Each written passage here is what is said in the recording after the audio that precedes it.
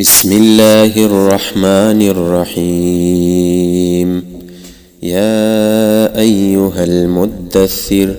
قم فأنذر وربك فكبر وثيابك فطهر والرجز فاهجر ولا تمنن تستكثر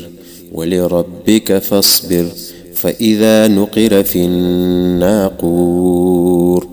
فذلك يومئذ يوم عسير على الكافرين غير يسير. ذرني ومن خلقت وحيدا وجعلت له مالا ممدودا وبنين شهودا ومهدت له تمهيدا ثم يطمع أن أزيد كلا إنه كان لآياتنا عنيدا سأرهقه سعودا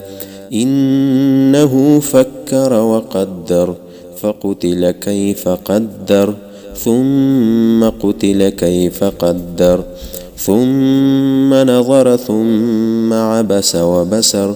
ثم أدبر واستكبر فقال إن هذا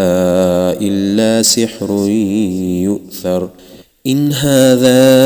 إلا قول البشر سأصليه سقر وما أدراك ما سقر لا تبقي ولا تذر لواحة للبشر عليها 19 وما جعلنا أصحاب النار إلا ملائكة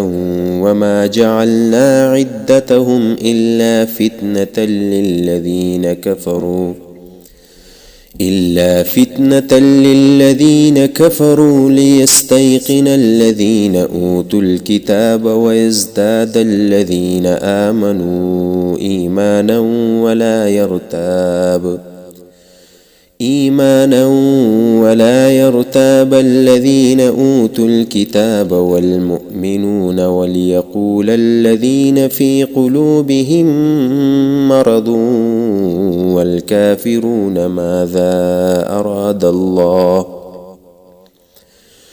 والكافرون ماذا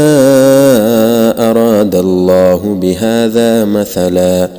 كذلك يضل الله من يشاء ويهدي من يشاء